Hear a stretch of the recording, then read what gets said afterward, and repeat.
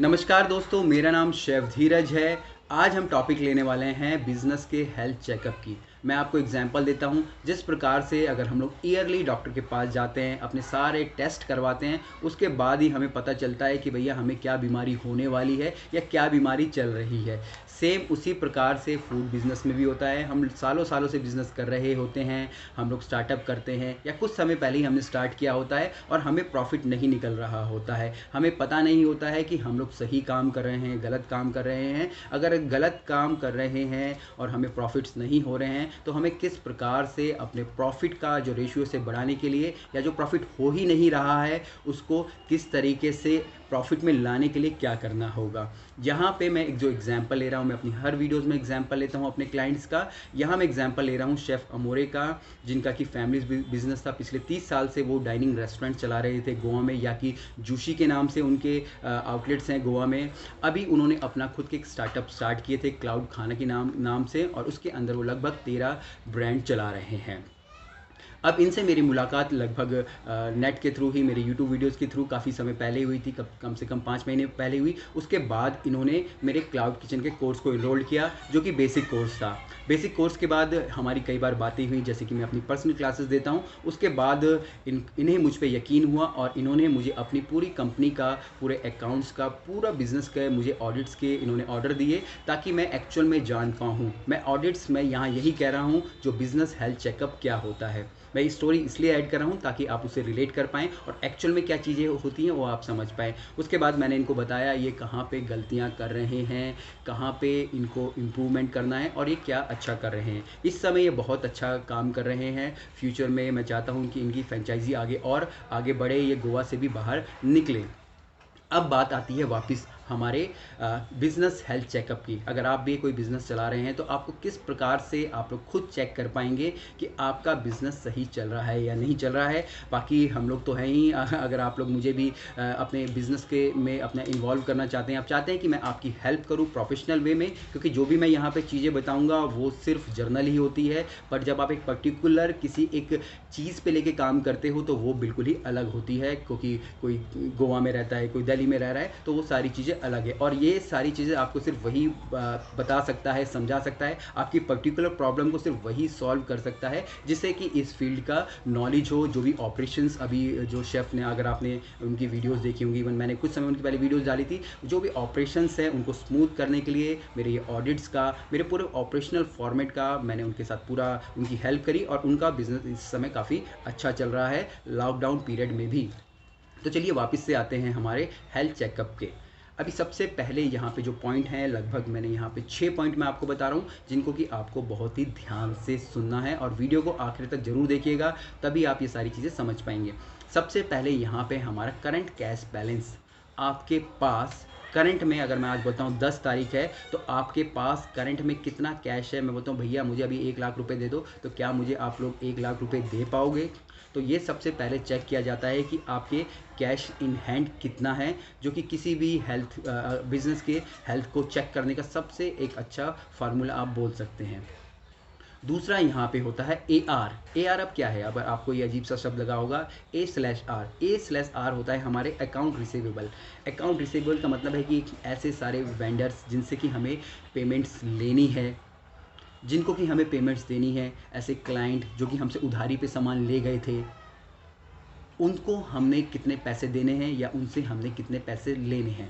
अगर यहाँ पे ये है कि हमें लोगों के से काफ़ी पैसा लेना है, तो हमको वो रिकवर करना आना चाहिए। हमें सारे पैसे, ये नहीं कि कोई हमारा खाना 10 बार खा गया, किसी ने महीने भर का हमसे सब्सक्रिप्शन लिया था, आपने दे दिया, उसके बाद आपको पैसे ही नहीं दे रहे हो, या आपने किसी वेंडर की पेमेंट करनी थी, आप ही नहीं कर रहे हो क्योंकि आपके पास कैश है ही नहीं। तो आपको ये दोनों चीज़, ये अकाउंट रिसीवेबल है, यहाँ पे चेक करना पड़ेगा। यहीं से आपकी जो बिज़नेस की जो हेल्थ है वो एक्चुअल में पता चल पाएगी, और आपकी मार्केट में क्या वैल्यू है वो यहीं से ही पता चलेगी। तीसरा यहाँ पे है हमारा कैश फ्लो।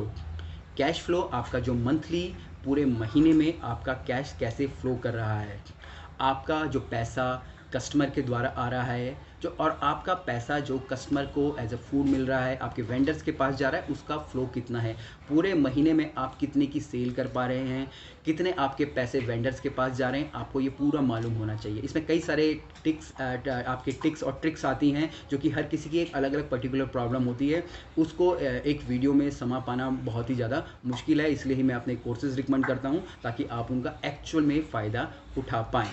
मैं यहाँ पे वीडियो के साथ साथ मैं वो ऑडिट्स की फ़ोटोज़ भी डाल दूँगा। मैं इसमें से जो प्राइस है अपने वो हटा दूँगा, जो मेरे सर्विस चार्ज हैं। बाकी मैं जो अमोरे जी को मैंने जो मेल्स किए थे, मैं आपको यहाँ पे स्क्रीनशॉट डाल दूँगा।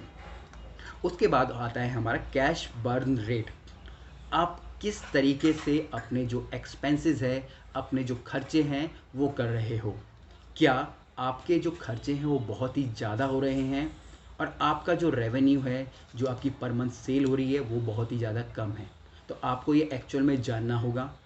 अगर ये उल्टा है, अगर आपके जो खर्चे बहुत ही ज़्यादा हो रहे हैं, आपके जो रेट्स बहुत ही ज़्यादा हैं, आप जो सामान खरीद रहे हैं वो बहुत ही ज़्यादा है, आपकी मैन पावर बहुत ही ज़्यादा है, आपने ऐसे लोगों को रख लिया है जिनसे कि आप काम ही नहीं करवा पा रहे, या आपके इधर काम ही नहीं है, या आपका बिजली का बिल बहुत ज़्यादा आ रहा है, पानी का बिल बहुत ज़्यादा आ रहा है, तो ये सारी चीज़ें जो भी आपका जो कैश बर्न रेट है, इस पर आपको काम करना होता है। अगर ये बिल्कुल सही है तो आपका बिज़नेस ऑलरेडी हेल्थी है, अगर सही नहीं है तो आपको इस पे बहुत ही डिटेल से ध्यान से काम करना होगा। इसके बाद जो नेक्स्ट आता है हमारा जो पांचवा पॉइंट है, वो है हमारे fixed expenses versus variable expenses. अब ये वेरिएबल्स और फिक्स्ड एक्सपेंसेस क्या है? एक्सपेंसेस जैसे कि मैंने पहले बताया, फिक्स्ड एक्सपेंसेस वो एक्सपेंसेस होते हैं जो कि फिक्स्ड है, जैसे कि सैलरी हमारी लगभग फिक्स्ड ही होती है, रेंट भी हमारा फिक्स्ड ही होता है, हमारे लोन्स हमने अपने बिजनेस के ऊपर उठाए होते हैं या कहीं से हमने उधारी ली होती है, वो सारे फिक्स होते हैं। अब यहाँ पे जो वेरिएबल्स मैं आपको जो बता रहा हूँ वो ऐसे खर्चे जो कि हमारे ऊपर नीचे होते रहते हैं, जैसे कि हमारे जो हम सामान बाहर से ख़रीद के ला रहे हैं वो हो गया, या फिर हमारी मैन पावर भी यहाँ पे वेरिएबल हो सकती है। हमारे हमारे कई सारे खर्चे, जैसे कि मान लीजिए हम कभी किसी को पेट्रोल लेने बाहर भेज दे रहे हैं, सब्जी खरीदने बाहर भेज दे रहे हैं, जो कि हमारे वेरिएबल एक्सपेंसेस हैं, जो कि मैंने अपने एक वीडियो में पेटी कैश में भी बताया था। अब आपको यही सारे खर्चों को कंट्रोल करना होता है। जो फिक्स्ड है, फिक्स्ड कैसे कम हो, और वेरिएबल भी कैसे ना कैसे बिल्कुल ख़त्म हो। वेरिएबल को हम लोग कोशिश करते हैं कि उसको हम लोग फिक्स्ड हमारे एक्सपेंसेस में ला पाएँ, ताकि हम अपने खर्चों का कैलकुलेशन एक्चुअल में कर पाएँ और हम पता लगा पाएँ कि हमारे जो बिज़नेस की हेल्थ है वो कैसे चल रही है। इसके बाद जो सबसे लास्ट है वो होता है हमारा पेमेंट पीरियड्स। अब ये पेमेंट पीरियड क्या है? पेमेंट पीरियड वो पीरियड है जिसमें कि हम लोग अपने जो सामान है, चाहे हमारे ग्रॉसरीज होगी, डेयरीज होगी, हमारे नॉनवेज आइटम होंगे, हम लोग बाहर से खरीद रहे हैं वेंडरों से। अब अगर वेंडर हमें महीने का क्रेडिट्स दे रहे हैं, हमें 2 महीने तक क्रेडिट दे रहे हैं, तो मतलब कि वेंडर को हम पे यकीन है कि हम उसके पैसे दे देंगे। वहीं वेंडर आपको पर डे के हिसाब से आपको पैसे दे रहा है, आप वेंडर को पर डे के हिसाब से पैसे दे रहे हैं, भैया आज की सब्जी 1000 रुपये की, 1000 रुपये की सब्जी ले लो। तो यहाँ से भी पता चलता है कि आपके वेंडर्स को आप पे कितना यकीन है, क्योंकि आप पे अगर वो यकीन करेगा तो आपको वो 2-2 महीने के लिए भी उधारी पे दे देगा। तो आपको ऐसे ही टर्म्स बनाने हैं अपने वेंडर्स के साथ, जहाँ पे कि आपको वो लंबे समय के लिए पैसा दे।